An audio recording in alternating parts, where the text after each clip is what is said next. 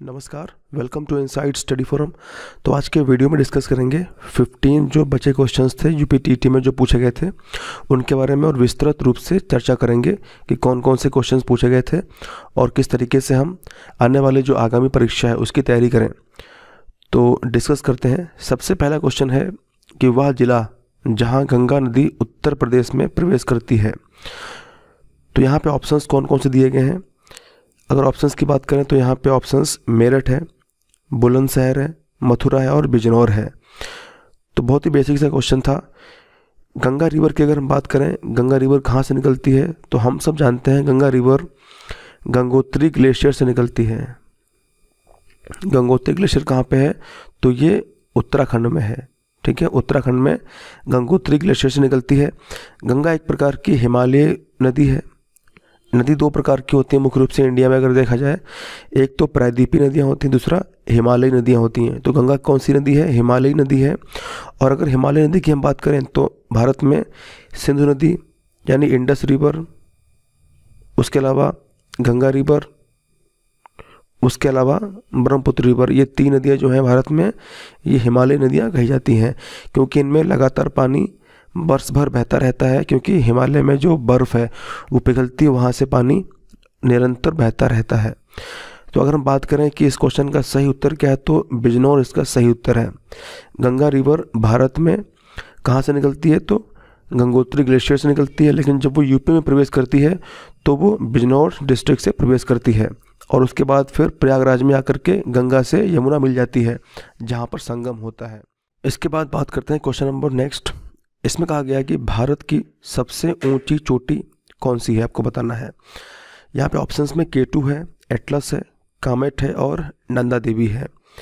तो अगर यहाँ पे हम देखें कि ऑप्शंस को देखें तो K2 कहाँ पड़ती है, तो K2 काराकोरम रेंज में आती है। ठीक है, आप लोग को पता होगा कि काराकोरम रेंज है, काराकोरम रेंज के अंदर K2 आती है।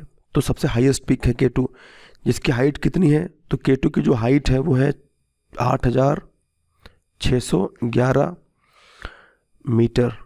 ठीक है, और हम जानते हैं कि जो एवरेस्ट है उसकी हाइट कितनी है, तो एवरेस्ट की हाइट है 8,850 मीटर। ठीक है, तो हालांकि K2 आती तो है काराकोरम रेंज में, और वास्तविकता में अगर देखा जाए तो ये पाकिस्तान ऑक्युपाइड कश्मीर यानी POK का हिस्सा है। ठीक है, जो भारत का हिस्सा नहीं है फिलहाल अभी, लेकिन हम इसको मानते यही हैं कि K2 भारत की सबसे ऊंची चोटी है। तो इसका उत्तर सही K2 होगा। ठीक है, और आप लोग कमेंट करके बताएं कि बाकी के जो माउंटेन्स हैं, एटलस ये कहाँ पे है, कामेट माउंटेन कहाँ पे है और नंदा देवी कहाँ पे है। तो आपको ये तीनों कमेंट में लिख के बताना है। मूव करते हैं नेक्स्ट क्वेश्चन की तरफ। तो इसमें कहा गया कि वह पठार जो ऑस्ट्रेलिया में स्थित है। तो कौन सा ऐसा पठार है जो ऑस्ट्रेलिया में स्थित है, तो यहाँ पे हम मैप के द्वारा समझेंगे कि कौन कौन से पठार हैं जो कहाँ कहाँ पे स्थित हैं, ताकि हम एक सही तरीके से सभी पठारों को जो इम्पोर्टेंट हैं उनको डिस्कस कर लें। तो ऑप्शंस में लिखा हुआ है कोलोराडो, किम्बरले, कटंगा और पेंटागोनिया। तो सबसे पहले हम शुरुआत करते हैं नॉर्थ अमेरिका से। देखिए, नॉर्थ अमेरिका में ये पार्ट कौन सा है, ये पार्ट नॉर्थ अमेरिका का है। ठीक है, तो जो कोलोराडो है वो कहाँ पे है, वो नॉर्थ अमेरिका का हिस्सा है, तो ये तो नहीं हो सकता। उसके बाद हम बात करते हैं साउथ अमेरिका की, जो दक्षिण अमेरिका में है। ठीक है, तो ये वाला पार्ट है। अब यहाँ पे आप लोग देख रहे होंगे पेंटागोनिया है ये, तो पेंटागोनिया कहाँ पे है, साउथ अमेरिका में है, तो ये भी नहीं हो सकता। उसके बाद फिर हम देखते हैं अफ्रीका वाले पार्ट में। देखिए, ये पार्ट है अफ्रीका वाला पार्ट। ठीक है, और आपको यहाँ पे दिख रहा होगा, यहाँ पे कटंगा प्लेटू लिखा हुआ है। ठीक है, तो जो कटंगा प्लेटू वो कहाँ पे, अफ्रीका में है, तो अफ्रीका में है ये भी नहीं हो सकता। तो बचा कि हमारे पास सिर्फ एक ऑप्शन है, यही सही होगा। ठीक है, अगर आपको तीन पता है कि तीन अलग अलग कॉन्टिनेंट में है, अगर आपको करेक्ट नहीं भी पता तब भी आप ऑप्शंस को एलिमिनेट करके सही उत्तर तक पहुँच सकते हैं। अब यहाँ पे देखिए, ये ऑस्ट्रेलिया है। ठीक है, ये ऑस्ट्रेलिया है, और ऑस्ट्रेलिया में यहाँ पे किम्बरले लिखा हुआ है, ये किम्बरले प्लेटू है यहाँ पर। तो फिलहाल इसका उत्तर सही क्या होगा, ऑस्ट्रेलिया होगा। तो इस तरीके से मैप में हम बहुत ही शानदार तरीके से कुछ चीज़ों को डिस्कस कर सकते हैं। मूव करते हैं क्वेश्चन नंबर नेक्स्ट। तो इस क्वेश्चन में कहा गया है उत्तर प्रदेश का वह जिला जो बुंदेलखंड पठार का भाग नहीं है। तो आपको बताना है कि कौन सा वो जिला है जो बुंदेलखंड पठार का भाग नहीं है। तो सबसे पहले यहाँ पे मैंने एक लिस्ट दी है, जिस लिस्ट के अंदर वे सभी ज़िले हैं जो यूपी के बुंदेलखंड क्षेत्र का हिस्सा हैं। जैसे कौन कौन से? झांसी हिस्सा है, ललितपुर हिस्सा है, जालौन हिस्सा है, हमीरपुर हिस्सा है, महोबा, बांदा और चित्रकूट, ये सब हिस्सा हैं। और आपसे क्वेश्चन में पूछा गया था कि कौन सा हिस्सा नहीं है, तो हमीरपुर है, ठीक है, यहाँ पे देखिए। उसके बाद में ललितपुर भी है, यहाँ पे देखिए। उसके बाद में मिर्ज़ापुर भी है। मिर्ज़ापुर कहाँ पे है? यहाँ पे मिर्ज़ापुर यहाँ पे नहीं दिया गया है। उसके बाद फिर झांसी, तो झांसी है। तो इसका सही उत्तर क्या है? मिर्ज़ापुर, क्योंकि मिर्ज़ापुर जो है वो इन 7 में से कहीं पर भी नहीं दिया गया हुआ है, ठीक है। तो इसका सही उत्तर क्या हो जाता है?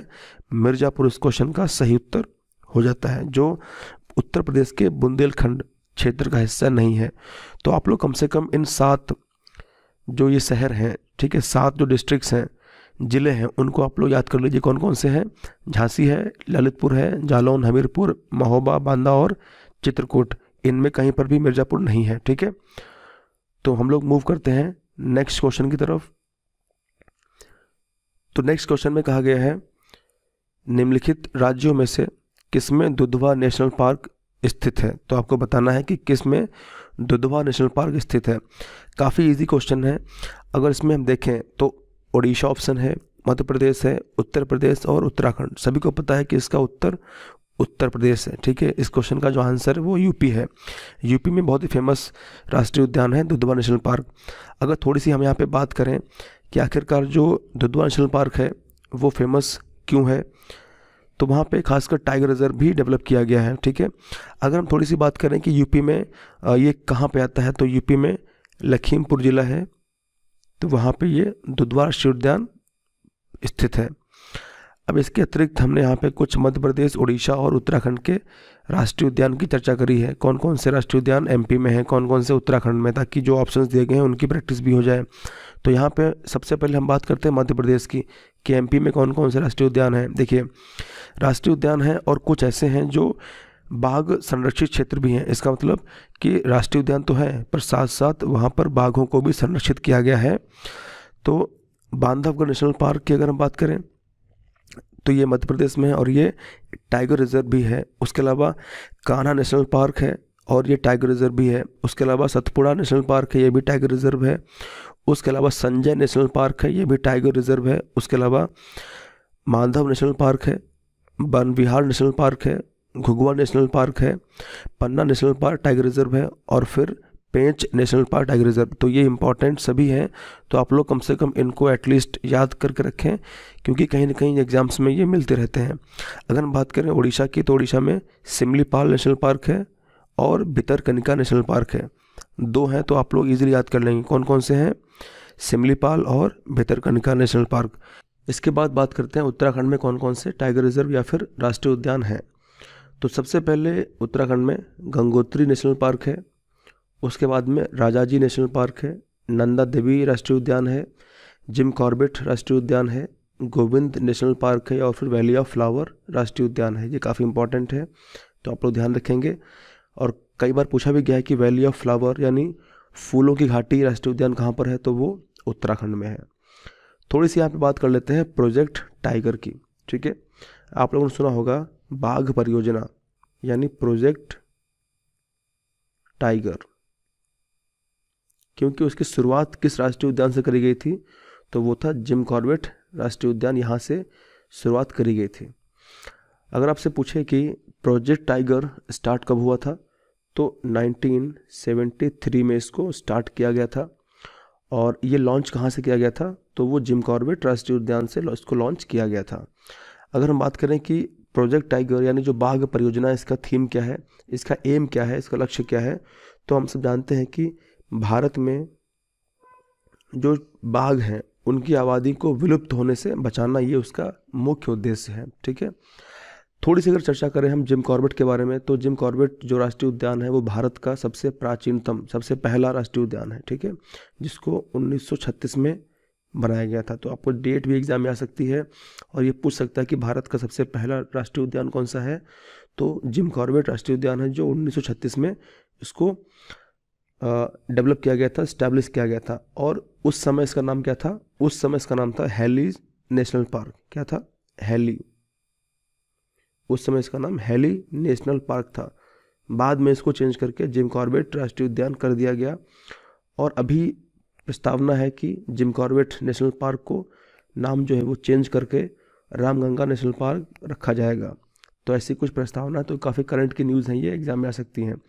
अगर हम बात करें कि हमारे इंडिया में सबसे ज़्यादा टाइगर कहाँ पे, किस स्टेट में है, तो आप लोग ध्यान रखेंगे यूपी में टाइगर की संख्या ज़्यादा नहीं है। लेकिन अगर हम बात करें मध्य प्रदेश की, तो एमपी में टाइगर पूरे इंडिया में सबसे ज़्यादा है। ठीक है। और अगर हम देखें तो टाइगर कितने हैं एमपी के अंदर, तो एमपी के अंदर टाइगर की जो संख्या है वो 526 है। ठीक, आप लोग ध्यान रखेंगे मध्य प्रदेश में जो टाइगर हैं वो सबसे ज़्यादा है और वो 526 हैं।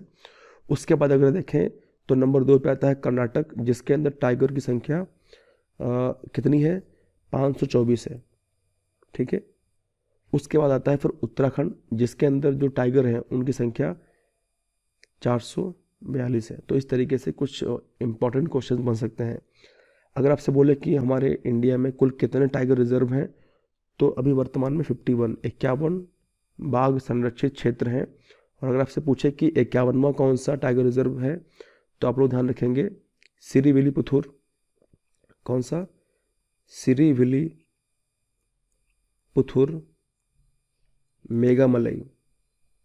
और यह है कहाँ पे? तो ये है तमिलनाडु में। ठीक है। तो इस तरीके से हम लोगों ने कुछ महत्वपूर्ण क्वेश्चंस भी डिस्कस कर लिए हैं। और अब हम लोग बात करते हैं नेक्स्ट क्वेश्चन की तरफ। तो अगले क्वेश्चन की अगर बात करें तो यहाँ पे लिखा हुआ है कि मैटूर बांध जो है वो कहाँ पे स्थित है, आपको बताना है मैटूर बांध। तो हम सब जानते हैं कि जो मैटूर बांध है वो कावेरी रिवर पर स्थित है। और ये जो बांध है किस स्टेट में, अगर आपसे पूछे तो ये स्टेट है तमिलनाडु। ठीक है, ये स्टेट है तमिलनाडु में स्थित है ये।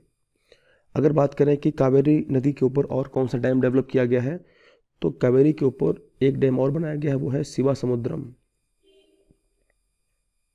शिवासमुद्रम डैम बनाया गया। ये कहाँ पे है? तो ये है कर्नाटक में। ठीक है। अगर थोड़ी सी यहाँ पे चर्चा करें कि गंगा रिवर के ऊपर कौन कौन से डैम डेवलप किए गए हैं, तो गंगा रिवर से पहले ये भागीरथी रिवर होती है।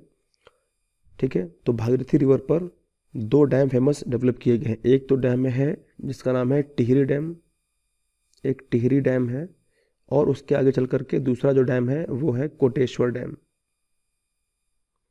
तो कोटेश्वर डैम डेवलप किया गया है। अगर वास्तव में बात करें टिहरी डैम की, तो ये भिलंगाना और भागीरथी रिवर के कन्फ्लुएंस पे, यानी दोनों के संगम पे डेवलप किया गया है। और उसके बाद आगे चल करके जो भागीरथी रिवर है वो जब मिलती है देवप्रयाग में अलकनंदा रिवर से, तो गंगा कहलाती, फिर आगे जाती है। तो आगे फिर जब वो पहुंचती है वेस्ट बंगाल में, तो वहाँ पे फरक्का बैराज जिसके ऊपर डेवलप किया गया है। ठीक है। तो इस तरीके से हमने बात कर लिया। अगर हम बात करें महानदी के ऊपर कौन डैम डेवलप किया गया है, तो महानदी के ऊपर हीराकुड काफ़ी फेमस और बहुत ज़्यादा लंबा डैम है ये। अगर आपसे पूछे कि पूरे विश्व का सबसे लंबा डैम कौन सा है, तो आप लोग ध्यान रखेंगे हीराकुड जो डैम है वो महानदी में के ऊपर डेवलप किया गया है। सबसे लंबा है, 4.8 किलोमीटर इसकी लेंथ है और सबसे लॉन्गेस्ट डैम है ये पूरे वर्ल्ड का। और कहाँ पे है? तो ये ओडिशा में है। ठीक है। अगर बात करें सतलज रिवर के ऊपर कौन सा डैम डेवलप किया गया है, तो बहुत फेमस डैम है जिसका नाम आप सबको पता होगा, भाखड़ा। ठीक है, भाखड़ा नगल डैम। भाखड़ा नगल डैम इस पर डेवलप किया गया है। चलिए, तो आगे हम बात करते हैं नेक्स्ट क्वेश्चन की तरफ। और इसमें कहा गया है कि दक्षिण पूर्वी यूरोप के शीतोष्ण कटिबंध घास के मैदान को क्या कहा जाता है। तो काफ़ी आसान से क्वेश्चन, आपको बताना है कि कौन सा ऐसा घास का मैदान है जो दक्षिण पूर्वी यूरोप के शीतोष्ण घास के मैदान में आता है। तो सबसे पहले अगर हम देखें कि घास के मैदान क्या होता है, देखिए घास के मैदान का मतलब ये होता है कि हमारी अर्थ के ऊपर कहीं पर कुछ बड़े बड़े क्षेत्र इस तरीके से पड़े होते हैं जहाँ पे जो मुख्य वनस्पति होती है वो घास होती है, और वहाँ पे कुछ झाड़ियाँ वगैरह भी हो सकती हैं। तो इनको हम बोलते हैं घास के मैदान। ये काफ़ी बड़े बड़े क्षेत्र में होते हैं। अब क्योंकि इतना हम जानते हैं कि हमारी जो अर्थ है उसमें जो बीच का पार्ट है, यानी हम अगर अर्थ को 2 भागों में डिवाइड कर दें, बांट दें, तो ये 0 डिग्री वाली लाइन है, इसके ऊपर अगर जाएंगे तो फिर ये 23.5 डिग्री वाली लाइन बन जाएगी, जिसको बोलते हैं कर्क रेखा या ट्रॉपिक ऑफ कैंसर। नीचे वाली जो रेखा है उसको बोलते हैं ट्रॉपिक ऑफ कैप्रिकॉर्न, ये है मकर रेखा, ठीक है। तो ये 3 रेखाएं बन जाएंगी। इस क्षेत्र को हम कहते हैं ट्रॉपिकल क्षेत्र, यानी इसको कहते हैं उष्णकटिबंधीय क्षेत्र। और जो ये क्षेत्र है, यानी इसके ऊपर का जो क्षेत्र है 66.5 डिग्री वाला क्षेत्र जो है, इसको हम कहते हैं शीतोष्ण क्षेत्र, ठीक है। ये शीतोष्ण क्षेत्र है। यहाँ पर मौसम ठंडा रहता है कंपेयर टू, अगर हम कंपेयर करें उष्णकटिबंधीय इस क्षेत्र से, तो इस क्षेत्र में बहुत ज़्यादा गर्मी पड़ती है और यहाँ पे तापमान ज़्यादा रहता है।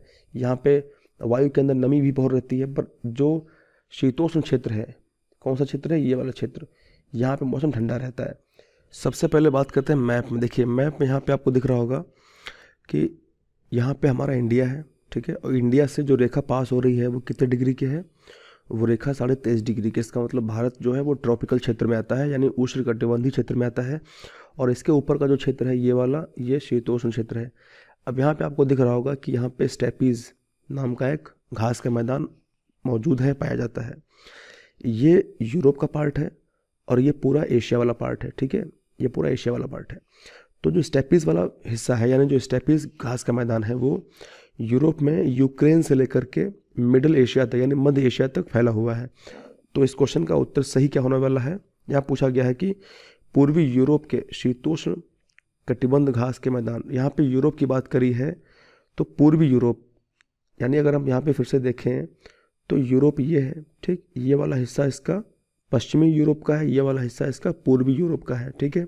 तो यही पूर्वी यूरोप यानी यूक्रेन से लेकर के मध्य एशिया तक फैला हुआ है स्टेपीज। तो इसका सही उत्तर क्या हो जाता है, स्टेपीज हो जाता है, ठीक है। तो अगर हम बात करें टैगा, टुंड्रा, मीडोज, ये आंसर इसके नहीं होंगे। थोड़ी सी यहाँ पे हम एक्स्ट्रा जानकारी और आपको मैं देना चाहूँगा।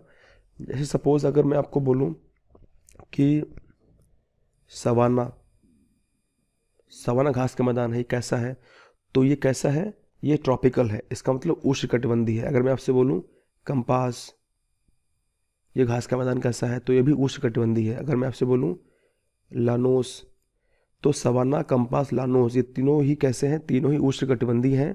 तीनों ही ऐसे हैं जहाँ पे गर्मी वगैरह ठीक ठाक पड़ती है, मौसम ज़्यादा ड्राई रहता है, वेट रहता है, और मिट्टी यहाँ की ज़्यादा उपजाऊ नहीं होती है। अगर हम बाकी के घास के मैदान की बात करें, जैसे कौन कौन से हैं, जैसे पंपास, उसके अलावा अगर बात करें प्रेरी, अगर हम बात करें वेल्ड की, या बात करें स्टेपी की, या बात करें डाउन्स की, तो ये सभी के सभी जो हैं घास के मैदान कैसे हैं, ये शीतोष्ण घास के मैदान कहे जाते हैं। कौन कौन से, पंपास, प्रेरी, वेल्ड, स्टेपी और डाउन्स। तो आप लोग ध्यान रखेंगे इन सभी ग्रासलैंड्स को, क्योंकि ये एग्जाम में डेफिनेटली आ सकते हैं, तो आप लोग याद करेंगे इनको। तो हम लोग मूव करते हैं नेक्स्ट क्वेश्चन की तरफ और देखते हैं कि नेक्स्ट क्वेश्चन में क्या खास बात है। तो इसमें कहा गया है कि दक्षिण अमेरिका की सबसे ऊंची चोटी आपको बतानी है कौन सी है। तो सबसे यहाँ पे अगर हम बात करें कि कौन कौन चोटियाँ कहाँ पे उपस्थित है, कहाँ पाई जाती हैं, देखिए अगर हम बात करें माउंट कोटोपैक्सी की, ठीक है, तो माउंट जो कोटोपैक्सी है वो कहाँ पे है, इक्वाडोर में है, इक्वाडोर में। और एक प्रकार की वॉल्केनिक ये माउंटेन है, कैसा है, ज्वालामुखी, और जो सक्रिय भी है। उसके अलावा अगर बात करें माउंट एटना, तो माउंट एटना कहाँ पे है, ये इटली में है, ठीक है, इटली में है। ये भी एक प्रकार का ज्वालामुखी पर्वत है। अगर हम बात करें माउंट किलिमंजारो, तो ये अफ्रीका में है, कहाँ पे है, अफ्रीका में, कहाँ पे है, तंजानिया में। अफ्रीका में तंजानिया का पार्ट है, तंजानिया में है, ठीक है। तो ये भी एक वॉल्केनिक माउंटेन ही है, पर ये कैसा है, ये अभी एक्टिव नहीं है, ठीक है, ये एक्टिव नहीं है। अगर हम बात करें माउंट अकोनकागुआ की, तो इस क्वेश्चन का सही उत्तर यही है, माउंट अकोनकागुआ, ठीक है। ये किस पर है, ये एंडीज पर है, ये एंडीज माउंटेन है, एंडीज पर्वत है। तो उस एंडीज पर्वत के ऊपर ये चोटी है, माउंट अकोनकागुआ। और ये भी कैसी है, ये भी एक प्रकार की ज्वालामुखी पर्वत, ज्वालामुखी चोटी ही है, ठीक है, लेकिन अभी सक्रिय नहीं है ये। अगर हम बात करें एंडीज़ कहाँ पे है, तो एंडीज़ है दक्षिण अमेरिका में, एंडीज़ कहाँ पे, दक्षिण अमेरिका में है। और दूसरी बात सबसे इंपॉर्टेंट ये है कि अगर आपसे पूछे कि सबसे बड़ी विश्व की पर्वत श्रृंखला कौन सी है, तो एंडीज़ पर्वत श्रृंखला है, ठीक है। अगर आपसे क्वेश्चन पूछे कि नॉर्थ अमेरिका में, यानी जो उत्तरी अमेरिका है, नॉर्थ अमेरिका में कौन सी पर्वतमाला है? तो रॉकी है, ठीक है, रॉकी। और रॉकी पे सबसे हाईएस्ट पीक कौन सी है? तो एल्बर्ट है। कौन सी? एल्बर्ट, ठीक है, माउंट एल्बर्ट, ठीक है। अगर आपसे पूछे कि ऑस्ट्रेलिया में कौन सी माउंटेन रेंज है, तो सबको पता है ऑस्ट्रेलिया की जो माउंटेन रेंज है, पर्वत श्रृंखला है, वो कौन सी है? वो है द ग्रेट डिवाइडिंग रेंज। और जिसकी सबसे हाईएस्ट पीक कौन सी है? तो कॉजियस्को है, ठीक है। तो यहाँ पे हमने कुछ इंपॉर्टेंट डिस्कस कर लिया है। अब हम लोग बात करते हैं नेक्स्ट क्वेश्चन। तो इस क्वेश्चन में पूछा गया है कि निम्नलिखित में से किसमें क्लोरोफिल पाई जाती है। तो सबसे पहली बात हम लोग बात करेंगे कि आखिरकार क्लोरोफिल होता क्या है। देखिए, कोई भी प्लांट है, ठीक है, उसकी जो पत्तियां होती हैं वो कैसी होती हैं? वो हरी होती हैं। तो इसका मतलब ये है कि पौधों में अगर हरा वर्णक जो होता है वो क्लोरोफिल ही होता है, और ख़ासकर ये पत्तियों में पाया जाता है। और इसी की मदद से पौधे दिन के समय जब सूर्य का प्रकाश निकलता है तो क्या करते हैं? अपना भोजन पकाते हैं। तो ये तो प्लांट की बात हो गई, पर यहाँ पे ऑप्शन में क्या पूछा गया है? यूग्लिना, हाइड्रा, जेलीफिश और साइकॉन। तो इस क्वेश्चन का सही उत्तर जो है वो आपके सामने है, यूग्लिना। तो ये जो क्लोरोफिल है ये पाया जाता है यूग्लिना में। क्यों? क्योंकि अगर आपसे क्वेश्चन ये पूछता कि ऐसा कौन सा प्राणी है जो जंतु एवं पादप, कौन सा ऐसा प्राणी है जो जंतु एवं पादप दोनों के बीच की कड़ी है, तो आंसर होता है यूग्लिना, ठीक है। तो इसको भी आप लोग ध्यान रखेंगे। तो आपके सामने इमेज है, आप लोग यहाँ पे देख भी रहे होंगे कि किस तरीके से दिखता है यूग्लिना और किस तरीके से दिखता है हाइड्रा। तो हम लोग बात करते हैं क्वेश्चन नंबर नेक्स्ट। इसमें क्वेश्चन में कहा गया है कि उत्तर प्रदेश का राष्ट्रीय पक्षी है, कौन है? आपको बताना है। तो सभी को पता है यूपी का राष्ट्रीय, और हमने डिस्कस भी किया था, जो हमने यूपी टीईटी के जो पिछले वर्षों के पेपर डिस्कस हमने किए हैं, चैनल पे पड़े हुए हैं, तो उसमें हमने बहुत कुछ डिस्कस किया है। तो अगर आप लोगों ने वो वीडियोस देखे होंगे तो डेफिनेटली आपके कम से कम 5-6 या ज़्यादा, उससे ज़्यादा क्वेश्चन सही आप कर सकते हैं केवल वो 4-5 वीडियोस देख करके। तो मैं आपसे बोलूँगा आप लोग ज़रूर उन वीडियोस को देखें, रिवाइज़ करें, क्योंकि मैंने उसके अंदर बहुत सारी जानकारी दी है क्वेश्चंस के अलावा भी। तो यहाँ पे अगर देखें तो इसका सबको पता है, आपके सामने इमेज है उस पक्षी की। तो कौन सा पक्षी है ये पक्षी है सारस क्रेन, ठीक है। अब इस जानकारी के अतिरिक्त अगर हम यहाँ पे देखें कि कौन कौन सी इंपॉर्टेंट जानकारी है यूपी के बारे में, यूपी के सिंबल्स के बारे में, तो यहाँ पे हम देखते हैं। अगर आपसे पूछे कि यूपी का स्थापना दिवस कब है, तो 24 जनवरी को है, ठीक है, 24 जनवरी को होता है। अगर आपसे पूछे कि यूपी का जो राज्य पशु है वो कौन है, तो बारहसिंगा है, जिसका साइंटिफिक नेम अगर आपसे पूछ ले कि जिसका वैज्ञानिक नेम क्या है, तो सबको पता है रोसेरवस डुओसेली। अगर आपसे पूछे कि राज्य पक्षी कौन सा है, तो सबको पता है सारस है, ठीक है। और सारस क्रेन जो है इसका साइंटिफिक नेम क्या है, तो बहुत ही सिंपल है, ग्रस एंटिगॉन। तो आप लोग ध्यान रखेंगे, ग्रस एंटिगॉन क्या है? ये सारस है जो यूपी का राज्य पक्षी है। अगर हम बात करें यूपी के जो राज्य मछली है, फिश कौन सी है, तो चीतल है, और चीतल का साइंटिफिक नेम क्या है? चिताला चिताला। अगर हम बात करें कि यूपी का जो राजकीय पुष्प है, फ्लावर कौन सा है, तो पलास है, ठीक है, और जिसका साइंटिफिक नेम क्या है? Butea monosperma. तो अगर हम बात करें कि यूपी का जो राज वृक्ष है, यानी जो स्टेट ट्री है, वो कौन सा है, तो अशोक का ट्री है, ठीक है, जिसका साइंटिफिक नेम क्या है? सरका अशोक। तो इस तरीके से हम लोगों ने यहाँ पे कुछ क्वेश्चंस को डिस्कस कर लिया और कुछ एडिशनल इन्फॉर्मेशन भी शेयर कर ली है। तो अब हम लोग बात करते हैं क्वेश्चन नंबर नेक्स्ट। इसमें कहा गया है कि निम्नलिखित में से कौन सा हार्मोन ऐसा है जो रक्त में कैल्शियम के स्तर को नियंत्रित करता है। तो हम सब जानते हैं हमारे शरीर में कुछ विशेष ग्रंथियां होती हैं, ठीक है। जैसे अगर हम बात करें जो ग्लैंड्स होती हैं, ग्रंथियां जो होती हैं वो 2 प्रकार की होती हैं, उनको इंग्लिश में हम ग्लैंड्स कहते हैं। 2 प्रकार की, कौन कौन सी 2 प्रकार की होती हैं? एक ग्रंथि होती है जिसको हम बोलते हैं एक्सोक्राइन, दूसरी ग्रंथि होती है एंडोक्राइन, ठीक है। चिंता ना करो, हिंदी में अगर हम देखें तो एक्सोक्राइन का मतलब होता है बहिस्रावी और एंडोक्राइन का मतलब होता है अंतःस्रावी। तो 2 प्रकार की ग्रंथियां होती हैं। ऐसी ग्रंथियां जो हार्मोन्स को निकालती हैं उनको हम बोलते हैं एंडोक्राइन ग्लैंड्स, यानी अंतःस्रावी। और जो ग्रंथियां होती हैं एक्सोक्राइन, वो निकालते हैं एंजाइम्स को। अगर हम बात करें एंजाइम्स का काम क्या होता है, ये हमारे खासकर पाचन के लिए हेल्पफुल होते हैं और अगर हम बात करें हार्मोन्स किस तरीके से बहते हैं, तो हार्मोन्स सीधे डायरेक्टली खून के द्वारा ही बहते हैं, रक्त के द्वारा ही प्रवाह इनका होता है। तो अगर आपसे पूछें कि इस क्वेश्चन में इसका सही उत्तर क्या है, तो एक ऐसी ग्रंथि है जिसका नाम है पैराथायराइड, ठीक है, जिसका नाम है पैराथायराइड ग्रंथि। तो ये जो ग्रंथि है ये हार्मोन निकालती है जिसका नाम है पैराथायराइड हार्मोन। जिसी हार्मोन को, यानी जिसको हम बोलते हैं पैराथॉर्मोन शॉर्ट में, ठीक है। तो पैराथायराइड ग्रंथि है जो निकालती है पैराथायराइड हार्मोन, और जिसको हम शॉर्ट में कहते हैं पैराथॉर्मोन। यही वो हार्मोन है जो हमारे ब्लड के अंदर कैल्शियम के लेवल को कंट्रोल करता है, नियंत्रित करता है। तो इसका उत्तर सही होता है पैराथॉर्मोन, ठीक है। थायरॉक्सिन जो है वो निकलती है थायराइड ग्लैंड से, और सोमेटोट्रोपिन और प्रोलैक्टिन इनके अलग अलग कार्य होते हैं। तो अभी हम बात करते हैं क्वेश्चन नंबर नेक्स्ट। तो यहाँ पे लिखा हुआ है कि ओजोन परत की मोटाई किससे मापी जाती है। तो ये बहुत ही आसान सा क्वेश्चन है, आपको बताना है कि आखिर कौन सा ऐसा यूनिट है, कौन सी ऐसी इकाई है जो ओजोन परत की मोटाई मापने में काम आती है। क्या किलोमीटर होगा? बिल्कुल वाहियात सा ऑप्शन है, नहीं होगा। क्या फैदम होगा? नहीं, फैदम से हम क्या करते हैं, समुद्र की गहराई मापते हैं। प्रकाश वर्ष होगा? नहीं, प्रकाश वर्ष का मतलब क्या होता है कि निर्वात में एक वर्ष में प्रकाश द्वारा जो चली गई दूरी होती है उसको हम कहते हैं प्रकाश वर्ष, ठीक है। तो ये बिल्कुल नहीं होगा। बचा ऑप्शन है ऑप्शन नंबर बी, यानी डॉप्सन इकाई, ठीक है। तो इसका सही उत्तर क्या है? डॉप्सन इकाई है। थोड़ी सी जानकारी यहाँ पे डॉप्सन के बारे में हमने दी है, तो डिस्कस करते हैं कि आखिरकार डॉप्सन के बारे में कौन से खास पॉइंट हैं।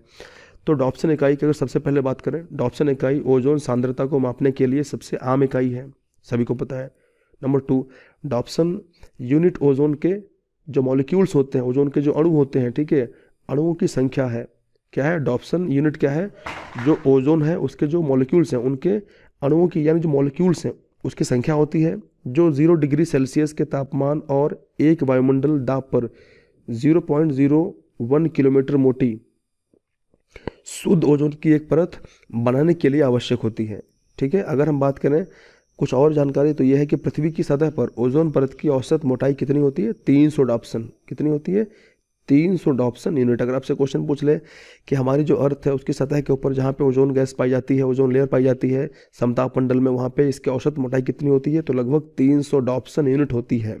तो आप लोग ये जानकारी ध्यान रखेंगे। तो हम लोग बात करते हैं क्वेश्चन नंबर नेक्स्ट। तो जो अगला क्वेश्चन है उसकी अगर हम बात करें, तो इसमें लिखा हुआ है कि नाइट्रोजन स्थिरता करने वाले जो जीवाणु होते हैं वो किसकी जड़ों में उपस्थित रहते हैं। तो बहुत ही इजी क्वेश्चन है। गेहूं होगा तो इसका आंसर गेहूं नहीं होगा, धान नहीं होगा, उपरोक्त सभी नहीं होंगे, इसका आंसर होगा दलहन।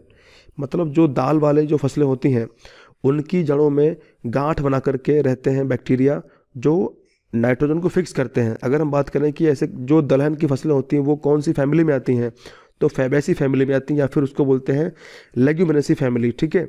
इनमें से कोई भी होगा, आप टिक करके चले आएंगे, कौन सी, फैबेसी या फिर लेग्यूमिनेसी फैमिली में ये सब जो दाल की फसलें होती हैं वो शामिल होती हैं। इसके बाद बात करते हैं नेक्स्ट क्वेश्चन की।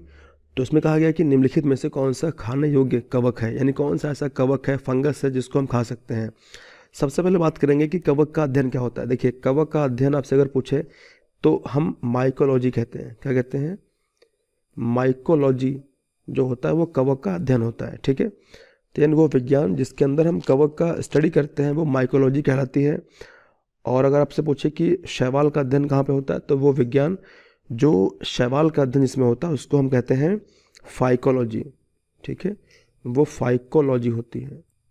तो बहुत ही कॉमन सी बात है, माइकोलॉजी, फाइकोलॉजी, कवक और शैवाल का अध्ययन होता है। पर यहाँ पे आपसे पूछा है कि कौन सा ऐसा कवक है जो हम खाते हैं, तो हमने सबको पता है कि मशरूम को हम खाते हैं, ठीक है। तो आपके सामने यहाँ पे दिख भी रहा होगा कि जो मशरूम होते हैं इस तरीके से मशरूम को हम खाते हैं, पर आपको ये नहीं मालूम होगा कि मशरूम को हम एगेरिकस बिस्पोरस कहते हैं। यानी मशरूम की बहुत सी प्रजातियां होती हैं, परंतु जो प्रजाति खाने वाली होती है वो एगेरिकस होती है, ठीक है। तो आप लोग ध्यान रखेंगे अगली बार से कि एगेरिकस जो प्रजाति होती है मशरूम की वो खाने वाली होती है और वो काफ़ी लाभदायक भी होती है। अब यहाँ पर अगर हम देखें कि जो पक्सिनिया है या फिर म्यूकर है या फिर राइजोपस है, ये क्या होते हैं, तो म्यूकर की अगर हम बात करें तो म्यूकर एक कवक होता है। तो आपके सामने यहाँ पे इमेज आप यहाँ पे देख रहे होंगे, ठीक है। पक्सिनिया जो होता है वो पत्तियों के ऊपर हल्के हल्के से पीले पीले स्पॉट डेवलप कर देता है, ठीक है, ये भी कवक होता है। अगर आपसे पूछे राइजोपस क्या होता है, तो राइजोपस एक ऐसा कवक होता है जो खासकर ब्रेड के ऊपर ग्रोथ करता है, यानी जो डबल रोटी होती है, ब्रेड होती है, उसके ऊपर अगर ब्रेड को हम छोड़ दें 4-5-10 दिन के लिए, तो उसके ऊपर कुछ घास टाइप की वाइट वाइट जम जाती है, उसी को हम कहते हैं राइजोपस। ठीक है, तो इसके बाद हम लोग बात करते हैं क्वेश्चन नंबर नेक्स्ट। तो आप लोग ध्यान रखेंगे कि खाने वाला कवक कौन सा है, एगेरिकस बिस्पोरस यानी एगेरिकस। तो अगला हमारा क्वेश्चन है, इसमें पूछा गया कि जो आवृतबीजी पौधे में निम्नलिखित में से कौन सी संरचना त्रिगुणित होती है। ठीक है, तो ये क्वेश्चन थोड़ा सा डिफिकल्ट है। 2 क्वेश्चन ऐसे थे जो क्वेश्चन थोड़ा डिफिकल्ट थे। अगर आपको बॉटनी के, वनस्पति विज्ञान के बारे में जानकारी ज़्यादा नहीं है तो आप लोग उसको नहीं कर पाएंगे, तो छोड़ना ही ज़्यादा अच्छा विकल्प है। लेकिन नेगेटिव मार्किंग तो है नहीं, तो कर क्या आना है, तुक्का मार के आना है। ठीक है, तो फिलहाल यहाँ पे अगर हम देखें तो जो आवृतबीजी पौधे होते हैं उनमें जो त्रिगुणी संरचना होती है वो भ्रूणपोष की होती है, यानी इसको हम बोलते हैं एंडोस्पोर, एंडोस्पर्म बोलते हैं इसको हम, ये एंडोस्पर्म होता है। ठीक है, इसका मतलब थोड़ी सी समझते हैं कहानी क्या होती है। देखिए ये बीज है, ठीक, बीज है, बीज के अंदर मूलांकुर डेवलप होता है, उसके ऊपर का जो स्ट्रक्चर होता है इसी को बोलते हैं एंडोस्पोर, यही होता है भ्रूणपोष। ठीक है, अगर हम बात करें कि कौन सा ऐसा फल है जिसमें हम खाते हैं एंडोस्पोर को, भ्रूणपोष को, तो नारियल है। नारियल का जो आप देखते हो कि नारियल को फोड़ते हैं तो बीच में पानी निकलता है और बाहर जो स्ट्रक्चर होता है वही होता है भ्रूणपोष। ठीक है, तो हम जो गर्री खाते हैं, नारियल खाते हैं, वो वास्तविकता में भ्रूणपोष होता है। तो अब बचा है लास्ट क्वेश्चन और बात करते हैं आखिरी क्वेश्चन की। तो इस क्वेश्चन में क्या कहा गया, लास्ट क्वेश्चन में इसमें बोला गया कि निम्नलिखित में से किस कुल में भित्तिलग्न बीजांडाशय पाया जाता है। कौन सी ऐसा है जिसमें भित्तिलग्न बीजांडाशय पाया जाता है, ब्रेसिकेसी है, मालवेसी है, एस्ट्रेसी या फिर सोलेसी। तो इस क्वेश्चन का सही उत्तर है ब्रेसिकेसी। ठीक है, तो आप लोग ध्यान रखेंगे जो ब्रेसिकेसी जो परिवार है, कुल है, फैमिली है, उसमें भित्तिलग्न बीजांडाशय पाया जाता है। तो काफ़ी इंपॉर्टेंट, काफ़ी बड़ा टॉपिक है। इस टॉपिक को अगर मैं इस वीडियो में डिस्कस करना चाहूँ, क्योंकि कई टाइप्स के इसके अंदर जो है बीजांडाशय होते हैं, ओवरीज पाई जाती हैं, फिर उनके अंदर डेवलपमेंट होता है, तो वो अलग अलग फैमिली में अलग अलग टाइप से होता है। ब्रेसिकेसी में भित्तिलग्न होता है, मालवेसी में कुछ नेक्स्ट टाइप से होता है, पोएसी में अलग टाइप से होता है, तो अलग अलग फैमिली है। तो नेक्स्ट वीडियो में अगर हम मुझे लगेगा इंपॉर्टेंट है तो हम नेक्स्ट वीडियो में डिस्कस करेंगे इसको, फिर विस्तार से चर्चा करेंगे एक एक पॉइंट के बारे में। ठीक है, तो फिलहाल अभी हम लोगों ने कुछ महत्वपूर्ण 15 क्वेश्चंस को डिस्कस कर लिया है, और जो इसका पहला पार्ट था उसमें हमने पहले स्टार्टिंग के 15 क्वेश्चन डिस्कस किए थे। तो आप लोग डेफिनेटली वो पार्ट भी देखें और वीडियोस को शेयर ज़रूर करें। और थैंक यू वेरी मच, मिलते हैं नेक्स्ट वीडियो में। Thank you.